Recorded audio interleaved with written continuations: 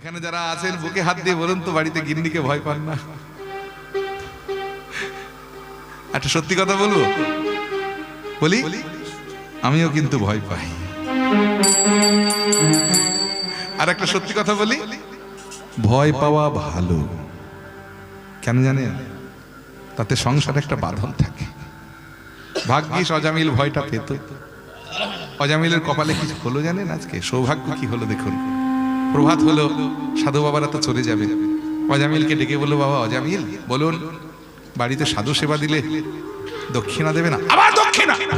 অজামিলের বাবা চাই, কি অভদ্র তুমি! হ্যাঁ, তুমি এক সময় পণ্ডিত ছিলে, সাধুদের সঙ্গে এইভাবে কথা বলে কেউ? তোমার অভাব কিসের আছে? দিয়ে দাও, সাধু বাবা চাইছে দক্ষিণা। বলুন কি দিতে হবে? সাধু বাবা বলেন, অজামিল আমি তো সর্বত্যাগী সন্ন্যাসী সাধু, আমার তো বাবা ধন সম্পদের প্রয়োজন নাই, অর্থ সম্পদের প্রয়োজন নাই। তবে গৃহস্থের ঘরে সাধু সেবা দিলে, দক্ষিণা না দিলে গৃহস্থের বড় অকল্যাণ হয়, তাই দক্ষিণা চাওয়া। দেখো বাবা, আমি এসে লক্ষ্য করলাম তোমার স্ত্রী আবার গর্ভবতী হয়েছে। আমি তো সাধু, দূরদর্শীও বটে। আমার দূরদর্শিতা দিয়ে লক্ষ্য করলাম তোমার স্ত্রীর গর্ভে যে সন্তানটি এবারে আসছে, এটিও পুত্র সন্তান। তাই অজামিল, তোমার এই পুত্রটি জন্মগ্রহণ করলে আমার ভোজন দক্ষিণা স্বরূপ ওর নাম রেখো নারায়ণ। হরি বল, হরি বল। অজামিল কথা রেখেছিলেন। অজামিল কথা রেখেছিলেন, তার ছোট ছেলেটির নাম রেখেছিলেন নারায়ণ।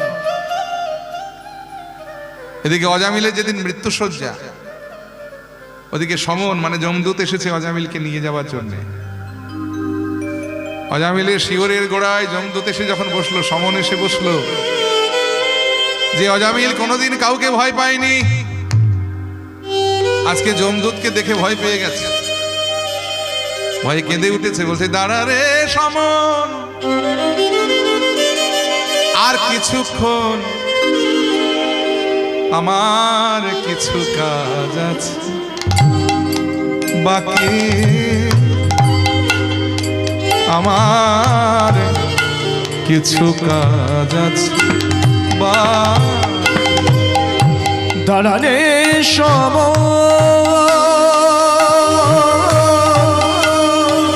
আর কিছুক্ষণ, আমার কিছু কাজ আছে বাকি, আমার কিছু কাজ আছে বাকি। আমার আঙিনার মাঝে নারায়ণ বিরাজে, আমার আঙিনা মাঝে নারায়ণ বিরাজে, আমি তারে একবার ডাকি, দাঁড়া রে সমন, আর কিছুক্ষণ, আমার কিছু কাজ আছে বাকি, আমার কিছু কাজ আছে নারায়ণ, নারায়ণ, আমার এই শেষের বেলায় যাবার কালে আমায় একটু জল দে। ডাক পৌঁছে গেল বৈকুণ্ঠের নারায়ণের কানে। পুষ্পরথ সাজিয়ে বিষ্ণুদূত পাঠিয়ে দিলেন যে যাও অজামিলকে নিয়ে এসো। ওদিকে যমদূত তাকিয়ে এসে বসে আছে। এবার যমদূতে আর বিষ্ণুদূতে টানাটানি। এরা বলছে আমরা যমালয়ে নিয়ে যাব, ওরা বলছেন আমরা বিষ্ণুলোকে নিয়ে যাব। অবশেষে যমদূতরা বলছে আচ্ছা বিষ্ণুদূত তোমরা বলো কি করে, বলো দেখি, দাবি করো কি করে। অজামিল ওই বিষ্ণুলোকে যাওয়ার মতো ভালো কি কাজ জীবনে করেছে? ও তো হলো কোনোদিন ভালো কাজ কিছু করেনি, পাপ ছাড়া পুণ্য করেনি, ও কেন বিষ্ণুলোকে যাবে? বিষ্ণুদূতরা বললে তোমরা জানো না, ও সারা জীবন ভালো কিছু না করলে মৃত্যুকালে একটা ভালো কাজ করেছে। বলে কি? আমাদের প্রভুকে ডেকেছে। তোমাদের ভুল ধারণা। কি বাবা, যা তা ভাবো তোমরা। ছেলেকে ডেকেছে, বলে ডাকুক না ছেলেকে, নামটা তো আমাদের প্রভুর। এই জন্য আগেকার দিনে বাবা মায়েরা ছেলে মেয়েদের নাম রাখতো ঠাকুর দেবতার নাম, ভগবানের নাম। কার্তিক, গণেশ, লক্ষ্মী, সরস্বতী, কৃষ্ণ, গোবিন্দ, মুরারি, মুকুন্দ, জগন্নাথ, কারণ সারাদিনে হয়তো কাজের ফাঁকে ভগবানকে ডাকার সময় হয় না, দেবদেবীদের ডাকার সময় হয় না, কিন্তু ছেলে মেয়েদের ডাকলে পরোক্ষভাবে তো একটু তাদেরকে ডাকা হবে। এখন মডার্ন যুগ, ওইসব নাম আমাদের কাছে ব্যাকডেটেড। আমরা ওইসব নাম রাখতে লজ্জা পাই ছেলে মেয়েদের। এখন আমরা ছেলে মেয়েদের নাম রাখি আধুনিক নাম, হিটু, বান্টি, বিউটি, পাপাই। ছেলে বন্ধুদের সঙ্গে খেলা করছে, মা ডাকছে পাপাই পাপাই পাপাই। আচ্ছা, তার ঘরে পুণ্য আসে কোনদিন? যে দিন রাত ঘরে পাপ ডাকছে, পাপ আয় পাপ আয়, তার ঘরে পুণ্য আসবে? এই দেখুন, বলে কৃষ্ণ গালি দিয়েও যদি কেউ করে কৃষ্ণ নাম উচ্চারণ, সেই সে নাম হয় জীবের একদিন মুক্তির কারণ। সংকীর্তন যজ্ঞ মাঝে কেউ যদি করে কৃষ্ণ আরাধন, সেই সে সুমেধা পায় আমার শ্রীকৃষ্ণের চরণ, সেই সে সুমেধার বুদ্ধি সংশয়। তাই সর্বযজ্ঞ হতে কৃষ্ণ নাম যজ্ঞসার। এটাই গৌর হরি বল হরি বল হরি বল। পেয়াদারা একে অপরে বলা বলি করছে, ভাই ওকে তো নাম ছাড়াতে ওর বদন থেকে পারলামই না, বরং ওই নাম আমাদের বদনে সার হয়ে গেল। কাজী সাহেব আদেশ করেছে, নাম ছাড়াতে না পারলে ওকে মেরে ফেলতে হবে। মারতেও পারলাম না, ওকে যদি মারতে না পারি তাহলে কাজীর হাতে আমাদের মরতে হবে। কি করা যায়? একজন বলে, ভাইয়া আমরা একটা কাজ করি, ওর কাছে প্রার্থনা করি, সবাই মিলে ওকে আমরা প্রার্থনা করি, আমরা বলি, সবাই মিলে করজোরে বলছে, হে বাবা বীর, হে বাবা পয়গম্বর, নাকি সাধু না সন্ন্যাসী, কে বাবা তুমি অত শত আমরা জানি না, কিন্তু কাজীর আদেশ হয়েছে তোমার মারতে মারতে তোমার বদন থেকে নাম ছাড়াতে হবে, না পারলে তোমায় মেরে ফেলতে হবে। কিন্তু তোমায় তো নামও ছাড়াতে পারলাম না, মারতেও পারলাম না। কাজী বলেছে, তুমি যদি না মরো তাহলে আমাদের মরতে হবে। তা বাবা তুমি না মরলে যে আমরা মরি, এবারে অন্তত তুমি মরো, তাহলে তো আমরা অন্তত বাঁচি। হারেস বললেন, ও আমি মরলে বুঝি তোমরা বাঁচো? আমি মরলে যদি তোমরা বাঁচো তাহলে আমি মরি, তবে আমার মৃত্যুর পরে আমার একটা কাজ করে দেবে বাবা? আরে হ্যাঁ হ্যাঁ, তুমি আমাদের জন্য মরতে পারবে আর আমরা তোমার জন্য একটা কাজ করতে পারবো না? বলো কি করতে হবে? বলি কি, আমি মরে গেলে না আমার দেহটা তোমরা জলেও ভাসিও না, আগুনেও পড়িও না, আমার দেহটা তোমরা কবরও দিও না, আগুনেও পড়িও না। তাহলে করবো কি? ওই যে পতিত পাবনী গঙ্গা, এই গঙ্গার জলে আমায় ভাসিয়ে দিও। বলে বেশ বেশ বেশ, তাহলে তুমি মরো। সঙ্গে সঙ্গে হারেশ্বরের নির্বিকল্প সমাধিস্থ, অর্থাৎ দেহ পড়ে রইল, আত্মা পরমাত্মার সঙ্গে বিলীন করে দিলেন। এটাকে বলা হয় নির্বিকল্প সমাধিস্থ। বড় বড় যোগী সাধু যারা, তারা এটা পারেন। যেমন আমার রামকৃষ্ণ পরমহংসদেব করতেন। তিনি প্রথম কাশীপুর উদ্যান বাটিতে 1 জানুয়ারির দিনে তিনি নির্বিকল্প সমাধিস্থ হয়েছিলেন, কল্পতরু হয়েছিলেন। এই ভাবটা যখন ঠাকুরের হতো তাকে বলা হতো কল্পতরু। দেহটা স্থির হয়ে যেত, চোখের পলক পড়তো না, শ্বাস বইতো না, আত্মা পরমাত্মার সঙ্গে বিলীন হয়ে যেত। আবার ইচ্ছে করলেই সেই আত্মাকে নিজ দেহে প্রবেশ করাতে পারত। যোগীরা পারে, তেমনি হারেশও করলেন। আর যেই হারেশ অমনি নির্বিকল্প সমাধিস্থ হলেন, সঙ্গে সঙ্গে পেয়াদারা ভাবলেন যে হারেশ মারা গেছে, কারণ তার চোখের পলক পড়ছে না, শ্বাস বইছে না, নড়ছে না, ছুটছে না।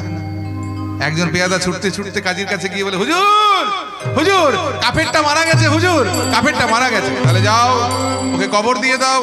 হুজুর এতক্ষণ আপনার সব কথা শুনেছি, আর শুনতে পারবো না। বলে কেন? আমার কথার অবাধ্য হবে? হব না। আপনি একটা অন্যায় দাবি করবেন, এটা মেনে নেওয়া যায় বলুন? অন্যায় দাবি তা নয়। ওকে কবর দেবো কি করে? ও হিন্দু ব্রাহ্মণের ছেলে। ও এটা তো ভুলে গিয়েছিলাম। তাহলে এক কাজ করো, ওকে হিন্দু মতে শ্মশানে পুড়িয়ে ফেলে। বলে এটাও সম্ভব নয়। বলে কেন? পালিত হয়েছে মুসলমানের ঘরে। তাহলে করবে কি ওকে নিয়ে? বলি হুজুর একটা বুদ্ধি দেবো, সাপও মরবে লাঠিও ভাঙবে না। বলে হ্যাঁ হ্যাঁ হ্যাঁ, বলো বলো কি করবো? বলি কি, আমরা গঙ্গার জলে ভাসিয়ে দেবো, দাও। এই পেয়াদারা ধরাধরি করে হারেশের দেহটা যখন গঙ্গার জলে ভাসিয়ে দিলেন, দেহটা গঙ্গার জলে ভেসে যাচ্ছে, আর বদনে উচ্চারণ হচ্ছে কৃষ্ণ কৃষ্ণ কৃষ্ণ হে কৃষ্ণ কৃষ্ণ কৃষ্ণ হে কৃষ্ণ কৃষ্ণ কৃষ্ণ হে কৃষ্ণ কৃষ্ণ কৃষ্ণ হে কৃষ্ণ কৃষ্ণ কৃষ্ণ হে কৃষ্ণ কৃষ্ণ কৃষ্ণ হে কৃষ্ণ কৃষ্ণ কৃষ্ণ হে কৃষ্ণ হে কৃষ্ণ কৃষ্ণ কৃষ্ণ হে কৃষ্ণ কৃষ্ণ কৃষ্ণ হে কৃষ্ণ কৃষ্ণ কৃষ্ণ হে কৃষ্ণ কৃষ্ণ কৃষ্ণ হে ভাসিতে ভাসিতে দেহ শান্তিপুরের ঘাটেতে যাইল শান্তিপুর পুরানোর অদ্বৈত ঠাকুর সেথায় স্নানরত ছিল। দূর থেকে অদ্বৈত প্রভু দেখতে পেলেন যে একটা মরা গঙ্গার জলে ভেসে আসছে, তবে তার বদনে উচ্চারণ হচ্ছে কৃষ্ণ নাম। মনে মনে ভাবলেন এই মরা তো যে সে মরা নয়। ঘাটের কুলে যখন এলো হরিশের দেহটা, অদ্বৈত প্রভু দেহটাকে ধরাধরি করে তীরে তুললেন। বদন পানে চেয়ে মনে মনে হাসতে হাসতে বললেন, ওগো এতদিনে তোমার আসার সময় হলো। আমি যে কবে থেকে তোমার আসার পথে নয়ন দিয়ে বসে আছি। এই বলে অদ্বৈত প্রভু হারেশের শ্রবণে বদন দিয়া কহে কৃষ্ণ নাম কৃষ্ণ না চেতন পাইয়া হারেশে কহে কোথায় ঘনশ্যাম কোথা গেল এই তো ছিল, কোথা গেল? দেখা দাও হরিমন মজায় লুকালে কোথা? আমি ভবে একা দাও হে দেখা, ভবে একা দাও হে দেখা, ও হে পরাণ সখা রাখো পা। হরি মন মজায় লুকালে কোথা? হরি মন মজায় লুকালে কোথা? দেখা দাও দেখা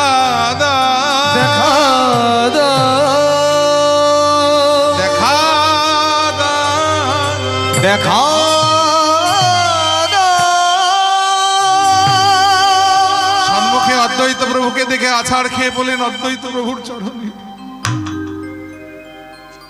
আপনি বুঝি আমার কর্ণের নাম দিলেন। এতদিনে দেহটা আমার সত্য হলো, এতদিনে আমি কৃষ্ণ ভজনের অধিকার পেলাম।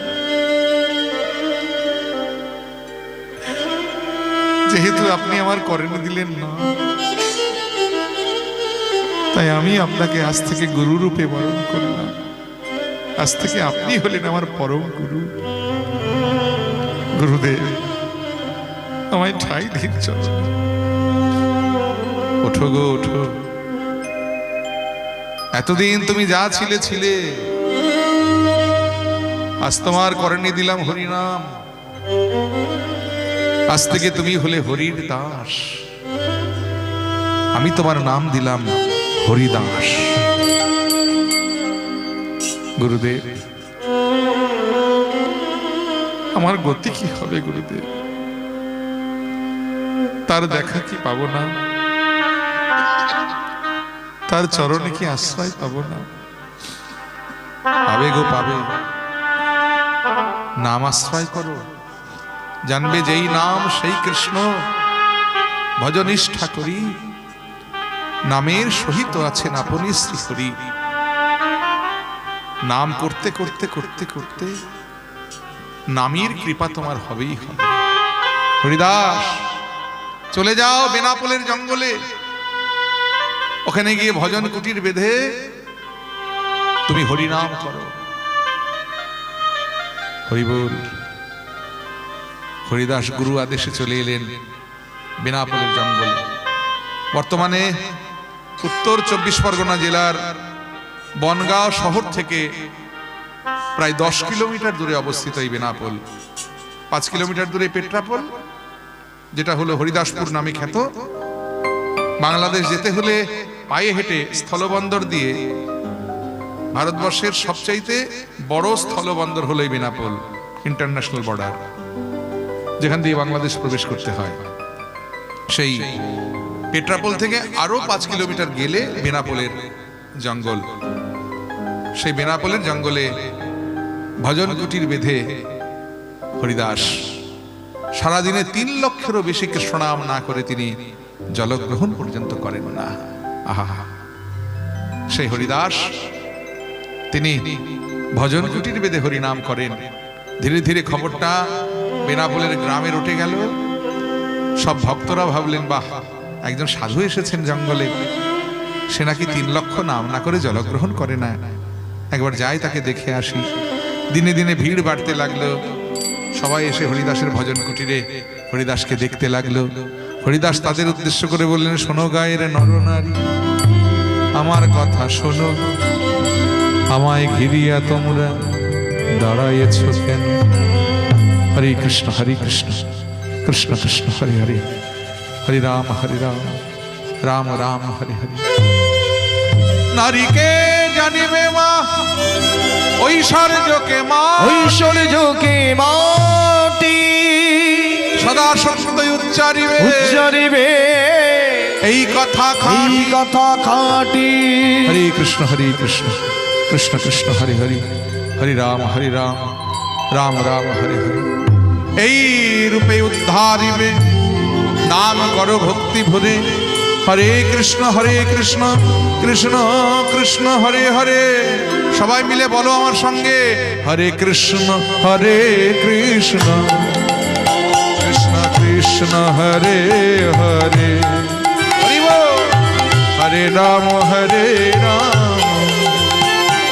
রাম রাম হরে হরে, হরি বল। হরে কৃষ্ণ কৃষ্ণ কৃষ্ণ হরে হরে, হরে রাম রাম রাম হরে হরে। হরে কৃষ্ণ কৃষ্ণ, সবাই মিলে কৃষ্ণ কৃষ্ণ হরে হরে, হরে রাম রাম রাম হরে হরে। হরে কৃষ্ণ কৃষ্ণ কৃষ্ণ কৃষ্ণ হরে হরে, হরে রাম রাম রাম হরে হরে। চলবে না, আমার রাজত্বে বৈষ্ণবগিরি চলবে না। আমি রাজা রামচন্দ্র খা, আর আমার রাজত্বে কিনা বৈষ্ণবগিরি। আমি হলাম শাক্ত। বেনাপোলের জমিদার রাজা রামচন্দ্র খা, তিনি ছিলেন শাক্ত। তিনি মনে মনে চিন্তা করলেন, আমার রাজত্বে যদি এই বৈষ্ণবগিরি চলে, তাহলে আমার সমস্ত প্রজারা তো বৈষ্ণব ধর্মে উদ্বুদ্ধ হয়ে যাবে। কি করা যায়? ওই সাধুকে এই জঙ্গল থেকে তাড়াতেই হবে। কি করা যায়? পেয়ে গেছি, উপায় পেয়ে গেছি। দেবরাজ ইন্দ্র যেমন করে মেনকাকে পাঠিয়ে বিশ্বামিত্রের ধ্যান ভেঙেছিল, তেমনি আমার আছে লক্ষ্য হীরা। এই লক্ষ্য হীরাকে পাঠিয়ে ওই সাধুকে যদি আমি ভণ্ড বলে প্রমাণ করতে না পারি, তাহলে আমার নামই রাজা রামচন্দ্র খান। এই লক্ষ্য হীরা এর আসল নাম ছিল হীরাবাই, কিন্তু হীরাবাই থেকে লক্ষ্য হীরা কি করে হয়েছিল জানেন? তখনকার দিনের লক্ষ্য হীরার রূপের এত সুখ্যাতি ছিল, শুধু তাই নয়, তার কণ্ঠ আর নৃত্যের এত সুখ্যাতি ছিল যে লক্ষ্য হীরাকে একবার দেখতে হলে, তার গান শুনতে হলে, তার নৃত্য দেখতে হলে তাকে 1 লক্ষ স্বর্ণ মুদ্রা উপহার দিতে হবে। এই জন্য হীরাবাই থেকে তিনি লক্ষ্য হীরা হয়েছিলেন। সেই লক্ষ্য হীরা তখন রাজা রামচন্দ্র খায়ের বাগান বাড়িতে রাজামশাইকে ওই গান শুনিয়ে নাচ দেখিয়ে আনন্দ প্রদান করেন। লক্ষ্য হীরাকে ডাকা হলো। লক্ষ্য হীরা উপস্থিত। মহারাজ, আমায় ডেকেছেন, এসো লক্ষ্য হীরা। তুমি কি শুনেছ যে আমাদের এক সাধু এসেছে জঙ্গলে? সে নাকি ওই হরিনাম করে, কৃষ্ণনাম করে সকল বেনাপোলবাসীকে উদ্বুদ্ধ করছে বৈষ্ণব প্রেমে। তুমি তো জানো যে আমি শাক্ত, আমার রাজত্বে বৈষ্ণবগিরি চলতে পারে না। আচ্ছা লক্ষ্য হীরা, তুমি পারবে না ওই সাধুকে ভণ্ড বলে প্রমাণ করতে? বলে, কেন পারবো না মহারাজ? আমার আছে রূপ, আমার আছে যৌবন, আমার আছে কণ্ঠ, আমার আছে নৃত্য। আপনি আমাকে 3টি রাত্রি সময় দিন, আমি কথা দিলাম এই 3 রাত্রির মধ্যে আমি যদি সাধুকে ভণ্ড বলে প্রমাণ করতে না পারি, তাহলে আমার নামই লক্ষ্য হীরা না। সেদিন রাত্রিতে লক্ষ্মীহীরা হরিদাসের ভজন কুটিরে এলেন, রাজবেশে ভূষিতা হয়ে একেবারে হিরে জহরত মণি মুক্ত বেনারসি ঝলমল ঝলমল করছে অঙ্গ, ওই রূপ, তারপরে এমন সজ্জা, মোহিনীর মতো একেবারে বেশ ধারণ করে লক্ষ্মীহীরা এসেছেন হরিদাসের ভজন কুটির। প্রণাম করে বলেন, ঠাকুর সাধু আমি এসেছি। এসেছো মা? বসো বসো বসো বসো। মাগো, ব্রত নিয়েছি 3 লক্ষ নাম না করে জলগ্রহণ করব না, আমার তো নামের সংখ্যা পূরণ হয়নি, তুমি একটু বসো, আগে আমার নামের সংখ্যা পূরণ হোক, আমি নিশ্চয় তোমার কথা শুনব।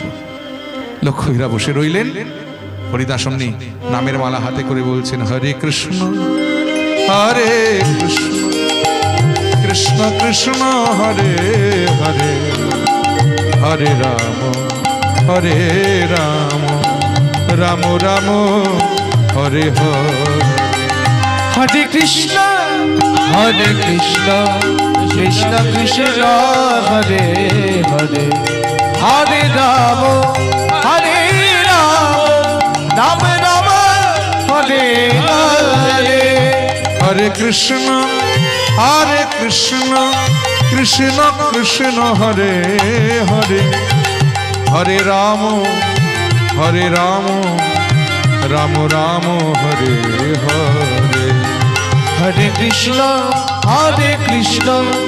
কৃষ্ণ কৃষ্ণ হরে হরে, হরে রাম রাম রাম হরে হরে। হরে কৃষ্ণ কৃষ্ণ কৃষ্ণ হরে হরে, হরে রাম রাম রাম হরে হরে। হরে কৃষ্ণ কৃষ্ণ কৃষ্ণ হরে হরে, হরে রাম রাম রাম হরে হরে। লক্ষ্য চমকে উঠেছে, একে পাখি ডেকে উঠল, ওই তো কোকিল ডাকছে, নিশি প্রভাত হয়ে গেল। সাধু তুমি কে গো? সারাটা রাত্রি তুমি আমাকে বসিয়ে রেখে হরি নাম করে নিশি প্রভাত করে দিলে। বেশ, আমার নাম লক্ষ্মীহীরা, আমি আজ রাত্রিতেও আসবো তোমার কাছে, দেখি কতক্ষণ তুমি আমার সঙ্গে কথা না বলে থাকতে। সেদিন রাত্রিতে আবার সেজে গুজে লক্ষ্মীহীরা এলেন হরিদাসের ভজন কুটিরে। প্রণাম করে বলে, সাধু আমি আজও এসেছি। ও এসেছো মা? বসে বসে বসে বসে বসে বসে। তুমি কাল রাত্রিতে এসেছিলে, কি করব বলো? ব্রত নিয়েছি 3 লক্ষ নাম না করে জলগ্রহণ করি না, আমার তো নামের সংখ্যা এখনো পূরণ হয়নি মা, তুমি আজ বসো, সংখ্যা পূরণ হোক, আমি কথা দিচ্ছি আজ আমি তোমার কথা শুনবো। এই শুনবো। এই লক্ষ্মীহীরা বসে রইলেন, হরিদাস আবার গাইছে, হরে কৃষ্ণ কৃষ্ণ কৃষ্ণ হরে হরে, হরে রাম রাম রাম হরে হরে।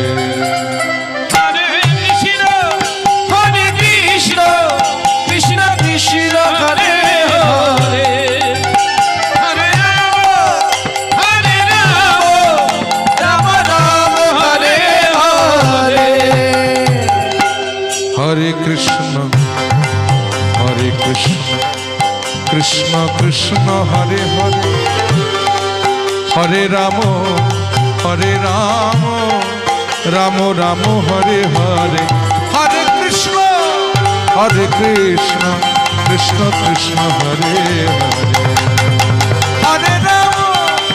হরে রাম রাম হরে হরে। হরে কৃষ্ণ কৃষ্ণ কৃষ্ণ হরে হরে, হরে রাম রাম রাম হরে হরে।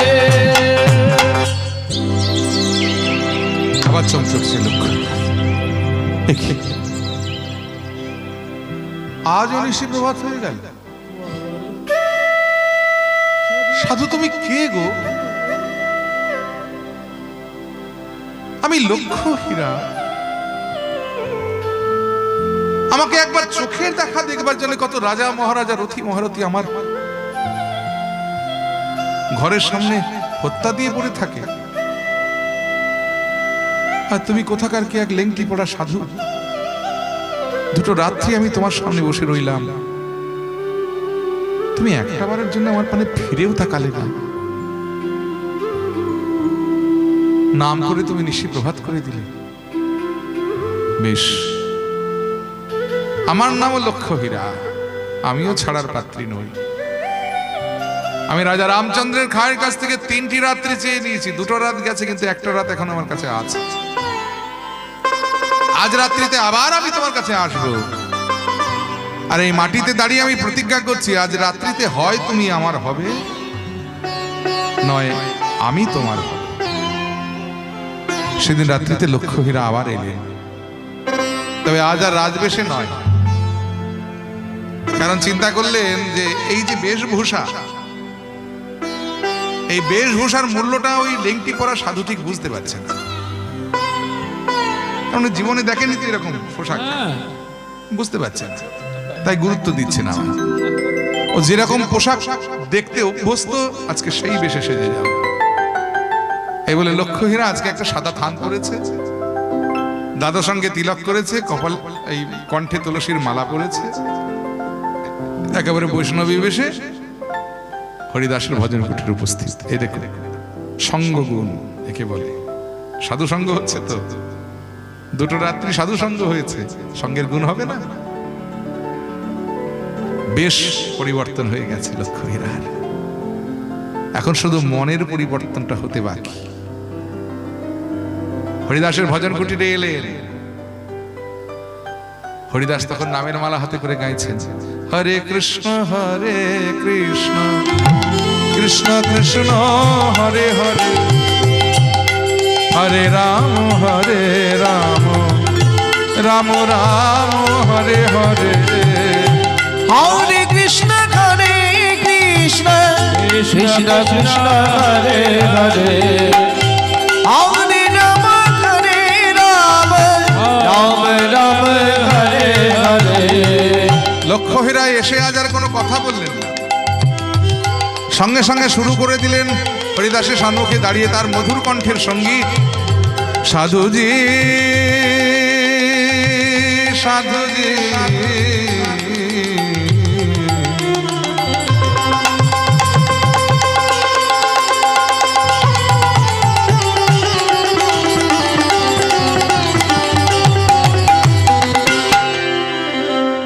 ওগো সাধুজি গো, একটিবার নয়ন মেলে দেখো আমায়। ও সাধুজি গো, একটিবার নয়ন মেলে দেখো আমায়। তুমি কত সুন্দর তাও কি জানো না,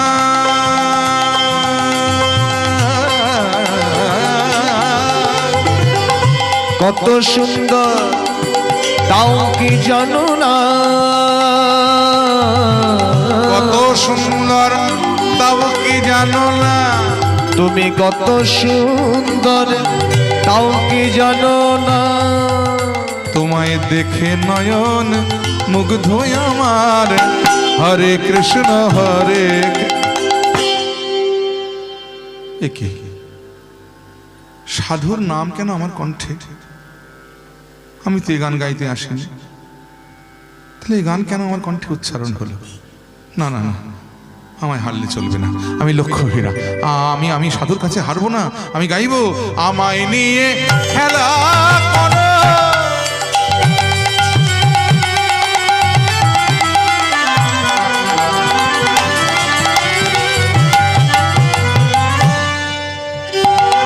সাধুজি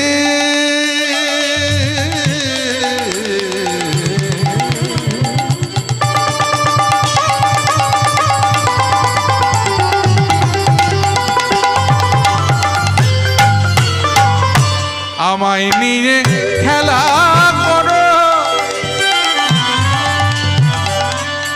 দিবা বিভাবরী আমায় নিজে খেলা করো দিবা বিভাবরী আমায় দেখে তোমার সাধন ভজ আমায় দেখে তোমার সাধন ভজ আমায় দেখে তোমার সাধন ভজন আমায় দেখে তোমার সাধন ভজন সার্থক হবে সবে হরে কৃষ্ণ হরে না না না ওই নাম কেন বারবার আমার কণ্ঠে উচ্চারণ হচ্ছে?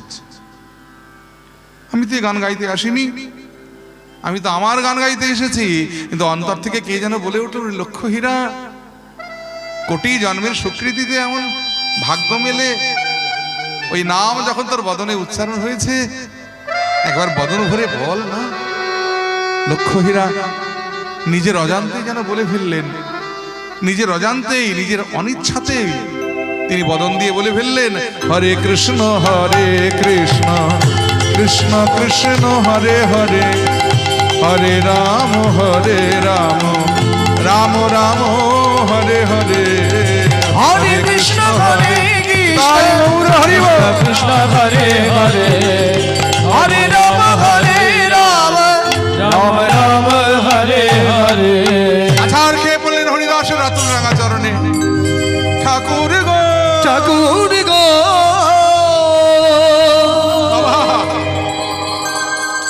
ক্ষমা করে দাও, ক্ষমা করে দাও, আমি তোমায় চিনতে পারিনি, বুঝতে পারি। রাজা রামচন্দ্র খায়ের নির্দেশে আমি এসেছিলাম তোমায় নষ্ট করতে, কিন্তু আমি তোমায় বুঝতে পারিনি, আমায় ক্ষমা করে দাও। আমি সমাজের অস্পৃশ্য, আমি পতিতা, আমি গণিকা, এই সমাজে আমার কোনো স্থান নাই। শুনেছি সাধু নাকি সমদর্শী হয়, তার কাছে কোনো ভেদাভেদ থাকে না, তিনি সকলকে সমান কৃপা করেন। ওঠো মা ওঠো, কে বলে তুমি গণিকা, কে বলে তুমি পতিতা, কে বলে তুমি অস্পৃশ্য? কৃষ্ণ নামকে যে একবার আশ্রয় করে তার কি আর কোনো পরিচয় থাকে গো? তার একটাই পরিচয় হয়, সে হলো কৃষ্ণ চরণের দাস বা দাসী। মাগো আমি রাজা রামচন্দ্রের খায়ের এই কার সাজি আমি 3 দিন আগেই বুঝতে পেরেছিলাম, তাই বুঝতে পেরে আমি 3 দিন আগেই জঙ্গল ছেড়ে চলে যেতে পারতাম, কিন্তু যাইনি। কেন জানো? কারণ এই বন্ধা ভূমিতে ফসল ফলাবো বলে, গণিকাকে বৈষ্ণবী করবো বলে আমি আরো 3টি রাত্রি এখানে রয়ে গেছি। মাগো অনেক দিন এই কুটিরে আছি তো, ভজন কুটিরটির বড় মায়ায় পড়ে গেছি, কিন্তু মায়া যে আমার মানায় না, তাই আর এখানে আমি থাকতে পারবো না। এবার আমায় এখান থেকে চলে যেতে হবে। আজ থেকে এই ভজন কুটিরের দায়িত্ব আমি তোমায় দিয়ে গেলাম। মনে মনে আমি এমন একজনকে খুঁজছিলাম যাকে কুটিরের দায়ভার দিয়ে আমি নিশ্চিন্তে কুটির ছেড়ে যেতে পারি।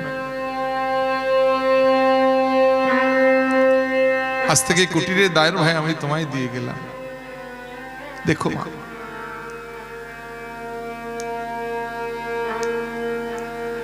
কোনো কিছুর বিনিময়ে যেন এই ভজন কুটিরের সম্মান ক্ষুণ্ণ না হয়।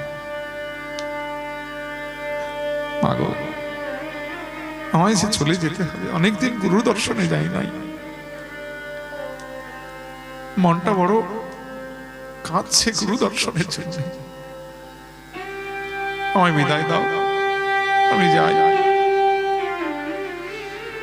গণিকা লক্ষ্য হীরা হইলে, গণিকা লক্ষ্য হীরা কইলেন পরম মহান্তি, পরম মহান্তি। কোটি কোটি ভক্ত তারে দর্শনে দর্শনে জানতি। আর ওদিকে হরিদাস লক্ষ হীরার করে ভজন কুটিরের দায়িত্ব সঁপে দিয়ে তিনি চলেছেন নদিয়ার পথে, আর বলতে বলতে যাচ্ছেন, ওরে গোলকের হরি গৌর হরি রূপে নাকি এসেছে নদিয়া, দেখবি যদি রায় সকল জগৎবাসী, দেখবি যদি ও তোরা আই সকলে জগৎবাসী,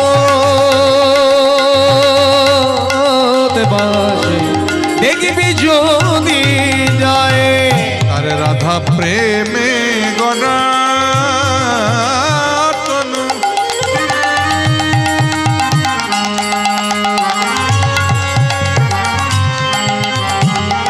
অন্তরে যার ব্রজের কানু, রাধা প্রেমে গড়া তনু, অন্তরে জানে ব্রজের কানু। সদা হরি হরি বলে, ওই সদা হরি হরি বলে নদিয়ার পথে নিয়েছে যায়। তোরা আই সকলে জগৎবাসী, দেখবি যদি যায়। ওরে গোলকের হরি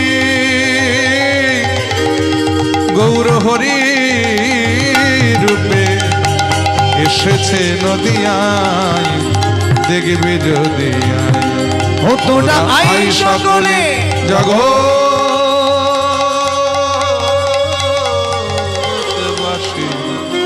দেখবি দেখবি যদি যায়। শান্তিপুরে গুরুদেবের চরণে এসে প্রণাম করলেন। গুরুদেব অদ্বৈত প্রভু হরিদাসকে বুকে জড়িয়ে ধরলেন। হরিদাস, তুমি এসেছো, তোমাকে আর বেনাপোলে যেতে হবে না, চলে যাও ফুলিয়ার কৃত্তিবাস ত্রিপাঠী। কৃত্তিবাসের নাম শুনেছেন তো? বাংলায় রামায়ণ রচয়িতা। রামায়ণ রচয়িতা হিসাবে তিনজনের নাম আমরা পেয়ে থাকি বিখ্যাত। একজন হলেন ঋষি বাল্মীকি, যিনি সংস্কৃত ভাষায় রামায়ণ রচনা করেছেন, আর একজন হিন্দিতে রামায়ণ রচনা করেছেন যার নাম হলো তুলসী দাস, আর একজন হলেন বাংলায় রামায়ণ রচনা করেছেন যার নাম হলো কৃত্তিবাস, যিনি নদিয়া জেলার শান্তিপুর থেকে 10 কিলোমিটার দূরে ফুলিয়া বলে একটি জায়গায় থাকতেন। সেই ফুলিয়ায় কৃত্তিবাসের ত্রিপাঠের পাশে একটা গুফা, তার মধ্যে বসে বসে হরিদাস হরিনাম করে। ভক্তের সমাগম হতে লাগলো। সকলে দেখলেন যে হরিদাসকে ওই গোড়ায় কাজীর পেয়াদারা মেরে গঙ্গার জলে ভাসিয়ে দিয়েছিল, সেই হরিদাস বেঁচে উঠে এখানে হরিনাম করছে। সবাই বলতে লাগলেন, মরা হরিদাস বেঁচে উঠেছে, মরা হরিদাস বেঁচে উঠেছে, মরা হরিদাস বেঁচে উঠেছে। হরি বল। গোড়ায় কাজী যাচ্ছিলেন ওই পথ দিয়ে, তখন ওই কথাগুলো শুনতে পেয়ে সঙ্গে সঙ্গে ছুটতে ছুটতে ওই গুফার কাছে এসে দেখছে সত্যই তার পেয়াদারা যাকে মেরে গঙ্গার জলে ভাসিয়ে দিয়েছিল, তারা সে ওখানে বসে বসে হরিনাম করছে। এই গোড়ায় কাজীর ভুল ভেঙে গেল। আছাড় খেয়ে পড়লেন হরিদাসের রাঙা ছাড়। আমি তোমায় চিনতে পারি না, আমি তোমায় বুঝতে পারি না, তাই তো আমি এই অপরাধ করে ফেলেছি, ক্ষমা করে দাও আমার। আমি গোড়ায় কাজী মুলুকপতি, আমি এই মাটিতে দাঁড়িয়ে আমি তোমায় আদেশ করছি, যত্র তত্র করিবে তুমি কীর্তন বিলাস, মোরে আজ্ঞা তোমার প্রতি, তোমার প্রতি শুনো হরিদাস। শুনো হরিদাস। হরিদাস হরিনাম করে। ওই গুফার মধ্যে তিনি মায়া জয় করেছিলেন, মায়া মুক্ত হয়েছিলেন। দশমহাবিদ্যা ওখানে হরিদাসকে পরীক্ষা করতে এসেছিলেন। ষোড়শে যুবতী রূপ ধরে বিবস্ত্রা হয়ে হরিদাস সেখানে মায়া মুক্ত হয়েছিলেন। ওই মায়া হরিদাসকে স্পর্শ করতে পারেনি। যাই হোক, ওদিকে গৌর সুন্দর তিনি শ্রীবাসাঙ্গনে হরিনাম গাইতে গাইতে শ্রীপাদ নিত্যানন্দকে বললেন, দাদা সে এসেছে। বলে কে? বলে যার আশা পথে নয়ন দিয়ে এতদিন বসে আছে, সে না এলে তো তোমার আমার এই নাম প্রেম আন্দোলন সঠিক মাত্রা পাচ্ছে না। তোমার সঙ্গে কে প্রেম দিয়ে বেড়াবে? নাম প্রেম তোমার সঙ্গে কে বিলিয়ে বেড়াবে? তাকে যে আনতেই হবে, চলো যাই, আমরা সাদরে অভ্যর্থনা করে তাকে নিয়ে আসি। এই বলে গৌর সুন্দর তিনি খোল করতাল বাজিয়ে ভক্তবৃন্দ সঙ্গে নিয়ে হরিনাম গাইতে গাইতে শান্তিপুর থেকে অদ্বৈত প্রভুকে সঙ্গে করে ফুলিয়ার কৃত্তিবাসে এসে উপস্থিত। হরিদাস, হরিদাস, এসেছো। কে কে? আমি তোমার আরাধ্য, তোমায় নিতে এসেছি। তুমি এসেছো প্রভু। এতদিনে আমার প্রতি তোমার কৃপা হলো, এতদিনে আমার কথা তোমার মনে পড়লো। আমি তো আগেই আসতে চেয়েছিলাম হরিদাস, কিন্তু তোমার কাতর আহ্বান আমাকে তোমার কাছে আসতে দেয়নি। পাষণ্ডরা যখন তোমায় বেত্রাঘাত করছিল, আমি সুদর্শনকে আহ্বান করেওছিলাম, কিন্তু তোমার ওই প্রার্থনা সুদর্শনকে আমার কাছে আসতে দেয়নি। হরিদাস, ওরা তোমায় যতগুলি মেরেছে, প্রত্যেকটি আঘাত আমার অঙ্গে রয়েছে, এখনো বেত্রের দাগ আমার অঙ্গে। বিশ্বাস না হয় দেখো, প্রত্যেকটি বেত্রের আঘাত আমার অঙ্গে রয়েছে। এই জন্যই তো তিনি ভক্তবৎসল। তাই তো ভগবান হরিদাসের মারগুলি নিজ অঙ্গে গ্রহণ করেছে। হরিদাস নয়ন জলে বদন হাসি বলে, প্রভু এত কৃপা আমার প্রতি তোমার, আমার মতো অধমের জন্য, আমার মতো অস্পৃশ্যের জন্য তোমার এত কৃপা। কে বলে তুমি অস্পৃশ্য? হরিদাস, তুমি যে 3 লক্ষ নাম না করে জলগ্রহণ করো না, তুমি নামাচার্য, তোমাকে কে বলে তুমি অস্পৃশ্য? এসো আমার হৃদয়ে এসো। এই বলে গাঢ় আলিঙ্গনে প্রভু হরিদাসের কইলা বক্ষ, হরিদাসের কইলা বক্ষ, হরি হরি হরি বলে, হরি হরি বলে সকলে হইলেন সকলে হইলেন মত্ত। ভক্ত আর ভগবানের মিলন হইল, ওই ভক্ত আর ভগবানের মিলন হইল, ভক্ত আর ভগবানের মিলন হইল, ভক্ত আর ভগবানের মিলন হইল। চাঁদ বদনে সবে মিলে হরি হরি বলো, ওই চাঁদ বদনে সবে মিলে হরি হরি বলো।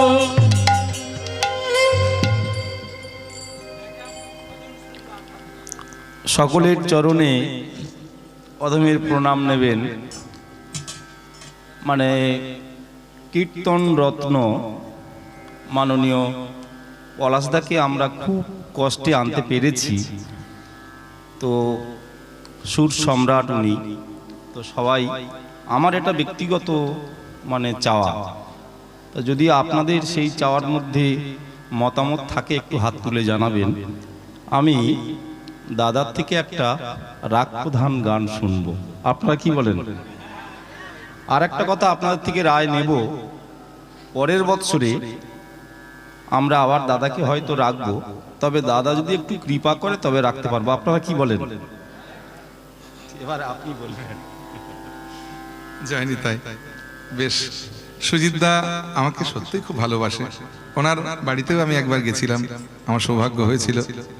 আবার এখানে ওনার আমাকে অনেক অনুরোধ করে বললেন যে বোনের বাড়িতে আপনার গান একটু শুনবো। বেশ ঠিক আছে, আসা হবে। তা আসতে পেরে ভালোই লাগলো। এত সুন্দর পরিবাসর, আপনারা এত মন দিয়ে বসে কীর্তন শুনলেন, আমি ধন্য হলাম। আর পরের বছর আসা না আসা সেটা তো তার উপরে নির্ভর করছে, মহাপ্রভু যেটা চাইবেন সেটা হবে, যদি ভাগ্যে থাকে আসা হবে। জয় নিতাই, হরে কৃষ্ণ। বেশ, দাদা একটা রাগ প্রধান শুনতে চাইছেন, আমি শোনাচ্ছি।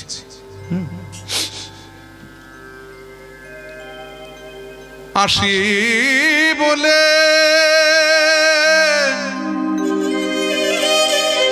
কেন এলে না, এলে না,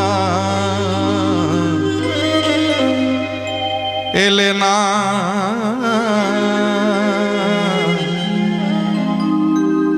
এলে না, আসি বলে, আসি বলে কেন এলো না।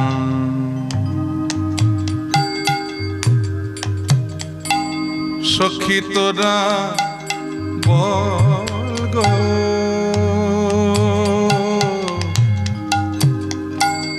সখী তোরা বল গো, আসি বলে কেন এলো না, এলো না, আসি বলে কেন এলো না।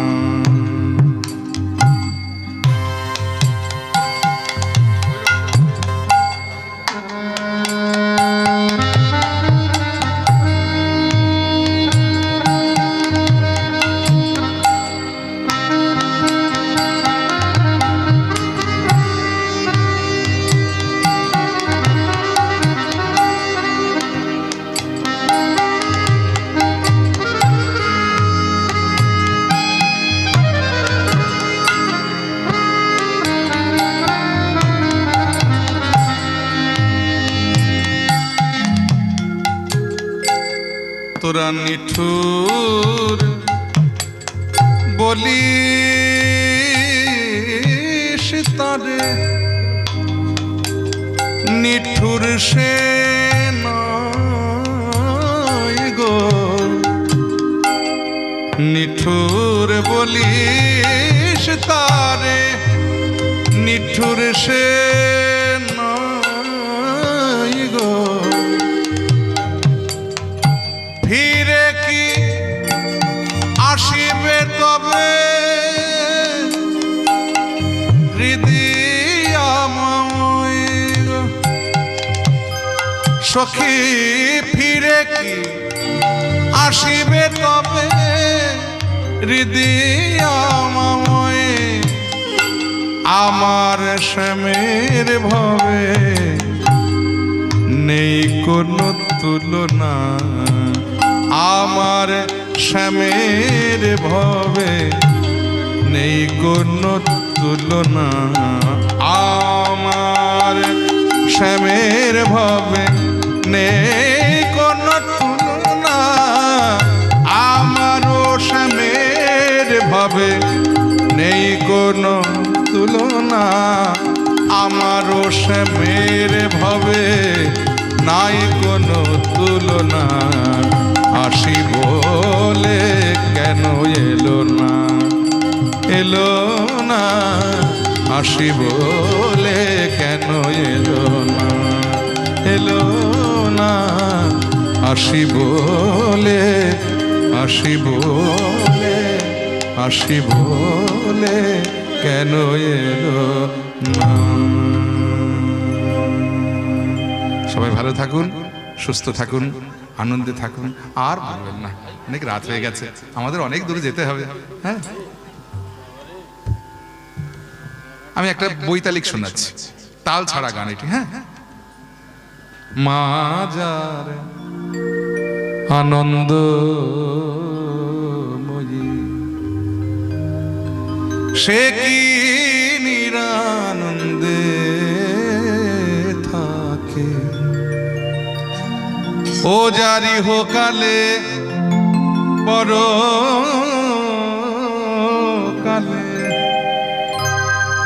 মা যারে আনন্দে রাখে, মা গো, মা যার আনন্দ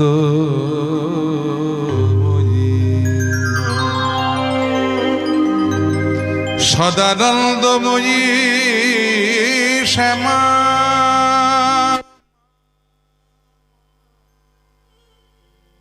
শ্যামা মা গো মা, সদানন্দময়ী শ্যামা, নিরুপমা গুণ ধামা, সে যে সদা সেবে মনোরমা, সে যে সদা শিবের মনো মনোরমা সে যে সদা শিবের মনোরমা, সদা সদানন্দ হৃদয়ে জাগে মা গো। মা যার আনন্দময়ী সে কি নিরানন্দে থাকে, মা যার আনন্দময়ী।